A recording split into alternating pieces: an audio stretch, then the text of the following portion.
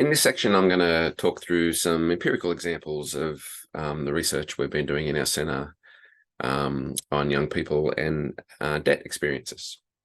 So one of the first things we discovered really quickly, and obviously makes a lot of common sense, is that there was different definitions of what were good and bad debts. Good debts were kind of seen as investments in the future. So something like a HEX debt, and this is at the time when many of the HEX debts were being massively increased, were seen as relatively good debts, even if they left you in debt for a long time, because it was seen as an investment into a career and being able to kind of earn more money and have a better life in the future. Mortgages were seen as almost an upwardly mobile kind of debt, like something, I hope to be able to have a mortgage in the future, even as we've seen in the course, it's unlikely for an increasing amount of the population. Something like cars were kind of ambivalent in a way. So in a place like Newcastle, where public transport is so poor, cars were often seen as a necessity, but cars really depreciate really quickly. Their value can drop, and so they're kind of ambivalent whether they're a good or bad debt. Bad debts tend to be associated with short-term spending, credit cards, buy now, pay later services that service kind of more consumer instant gratification desires. While these were kind of morally put as bad debts, many of the young people we talked to were using these products and doing those things as well. They were quite reflexive about this. Sometimes felt guilty, but were also kind of like, how do we have a good life? It's really hard to earn any money. So, we're accessing these kind of debts to kind of have some fun and have some of the good things in life. So what's interesting about this is all of our participants have experiences with debt, and pretty much all young people go into debt. Even the kind of rich kids, as discussed, get, go to the bank of mum and dad, and there's all kinds of things involved in that in terms of the reciprocity of paying it back. So debt is a ubiquitous experience for young people, and it has effects on attitudes and orientations towards the future. So moral hierarchies of debt were particularly around short-term credit cards and buy now, pay later. The distinctions between good and bad debts were tied to a kind of moral hierarchy. Short-term spending is seen as irresponsible. Long-term debts are seen as necessary. So this in many ways seems like, fairly good, financial knowledge, financial literacy. But it's kind of also impossible for many young people with such precarious employment, short-term contracts, if you can get any work at all, to actually have the things you need in life, let alone have some fun without going into debt. So there was quite a bit of reflexivity about the kind of injustice and unfairness and problems with the moral hierarchy. Even though everyone kind of realized getting into credit card debt was probably a bad thing, for many it was seen as a kind of necessary evil to kind of have a life. So, moral good and bad here is kind of depending on what you're accessing, and it led to kind of different feelings. So the way debt kind of has, therefore, when it's attached to these morals, it feels very different.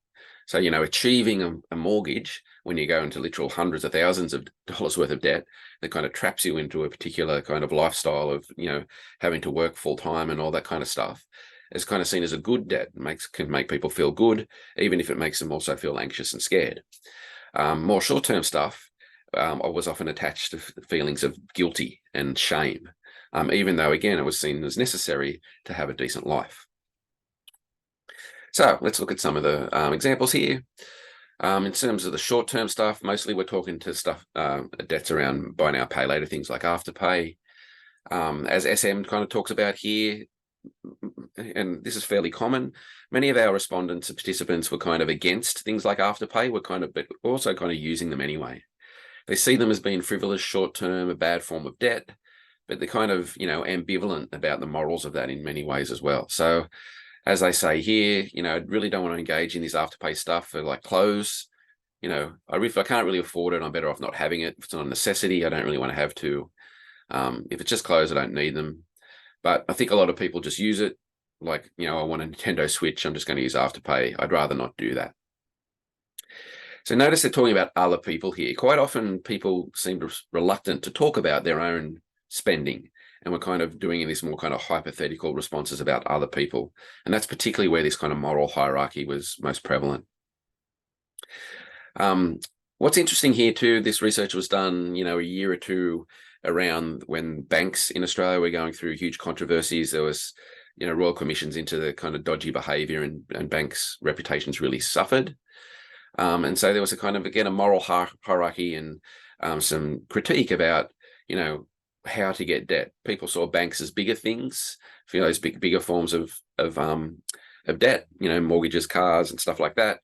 Afterpay more for just little wants and needs. But what was interesting is that many of our respondents kind of trusted things like Afterpay more than they did banks. They saw banks as kind of institutions that were kind of coming for them and would punish them, and Afterpay being more trustworthy and kind of feels like using your own money more, even though that's not really the case.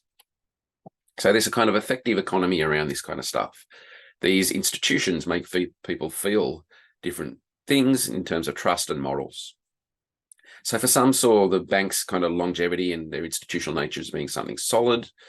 So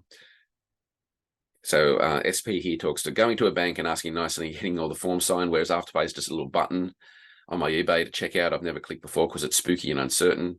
So for SP, banks have this kind of form of legitimacy. You're told to trust banks and you can understand them. They've been around a long time. They're solid. They're buildings. You can go and kind of visit them and talk to people. At least some of them you can.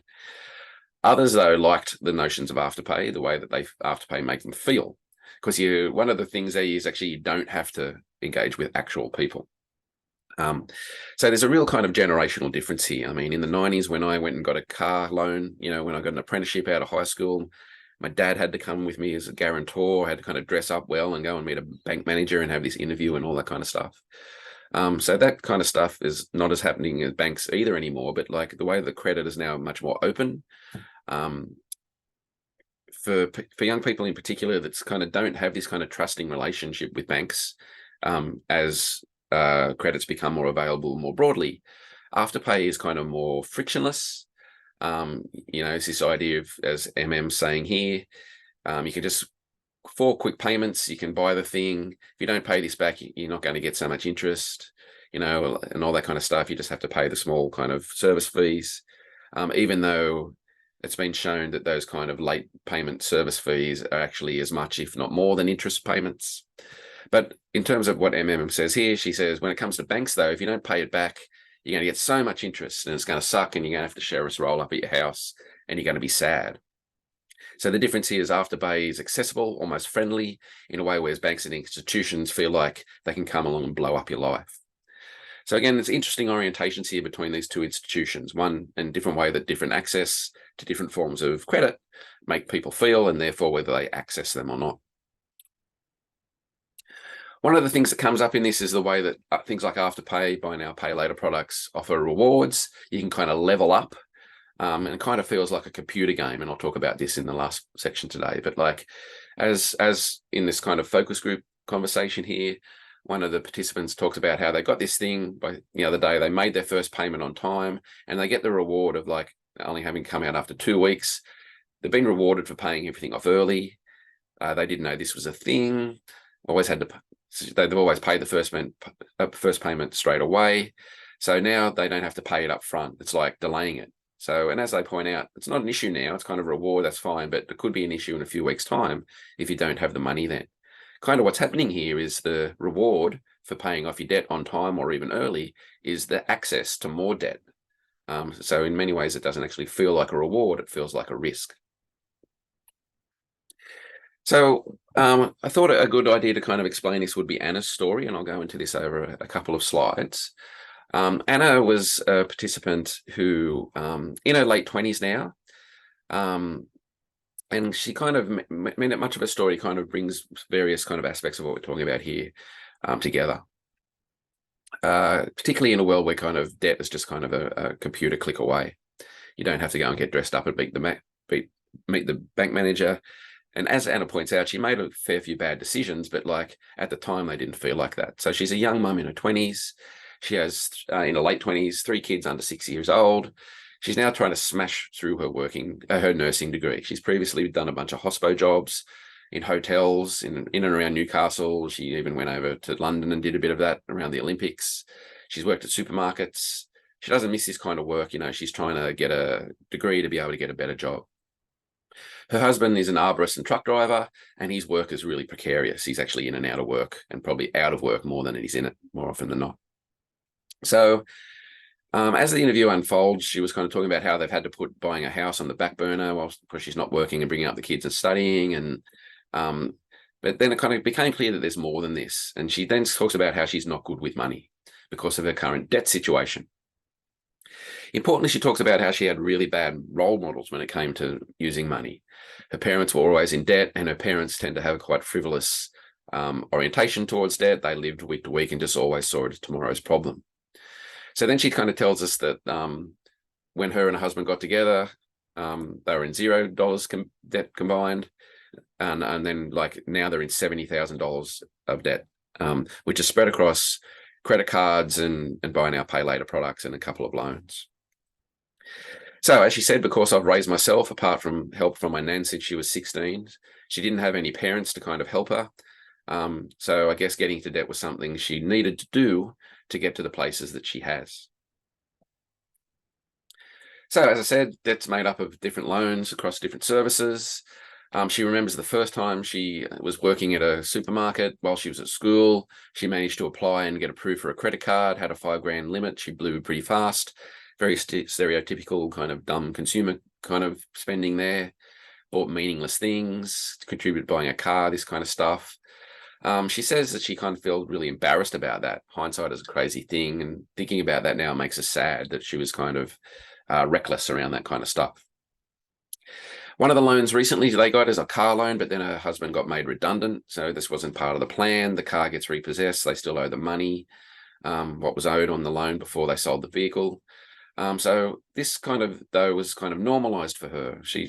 The constant state that her debt that her parents were in, she didn't feel that bad about this stuff. She kind of thought it was fairly normal. Then she starts getting chased by debt collectors when she was pregnant with a son. She'd be 20 and a half. This is her first kid. They set up a payment plan of $50 a fortnight. But this doesn't manage to clear the debts loans at all. She also then needs to go into debt to kind of get the bond together to access a rental property. So what's important to understand here is, like, in a way, and I know this kind of sounds a bit silly, but how expensive poverty can be. If you need to find a place to live and you don't have the money, you need to actually go into debt to get the bond. And this kind of happens across a number of different, necessities when it comes to people that are struggling financially like this. So she's still in debt to the banks, but because there's a bunch of different access to debt, you can kind of access these things without the other ones knowing, right? So she cut up the credit cards, but then, in the last kind of 5 years along comes buy now, pay later services. At first, she kind of thought it was more like a lay-by situation, and it kind of feels like that, but really it's a form of debt. And it's only after a while she realizes this. So she talks about signing up to this stuff, didn't have to put the driver's license details or anything. So she had one in a maiden name, one in a married name. She had two going, and then her husband had one as well. Made things so much easier to buy, but then she kind of, gets into debt more and more when she buys things to kind of set up a new house. The debt's mounted. She has to shut these things down. She had to close some bank accounts. Then she kind of starts listening to popular financial advice podcasts, gets some more advice about it. Now she feels more confident with this kind of stuff. And I think from memory, she even then managed to kind of talk to people that rolled all the debts into one thing and made them easier to service. So she talks about how she feels really silly about her situation. And much of the stuff about young people and finances is about the idea of financial literacy. But it's only really easy to have financial literacy if you've got lots of money and if you've got good examples, if you've got people kind of showing you and telling you what to do. She'd like to see this kind of financial literacy stuff taught in schools, and it is in some schools, but not in others. She's trying hard to change the financial situation. Importantly here, though, she feels like her future's been put on hold. She has a husband with kids. They're at a situation where they want to buy their own house, but really they've got to pay this massive debt off first, which is going quite well, but it's got a way to go before they can access the kind of more upwardly mobile stuff of having a mortgage. So money's tight. I guess it's all kind of delayed, but we'll get there. She's optimistic. Yeah, we'll definitely know where we're going, what to do. We have to keep at it. It's going to take as long as it takes. So She kind of talks a little bit in a way about how, like, what she's talking about there is what we were calling adulthood foreclosed. Now, we've been talking a little bit in the course about how the extension of transition between child and adult, that youth period is happening going for longer, and those markers of adulthood are happening later and later. And this is a good example of that in many ways. But it also, for Anna, made her feel, like less of an adult.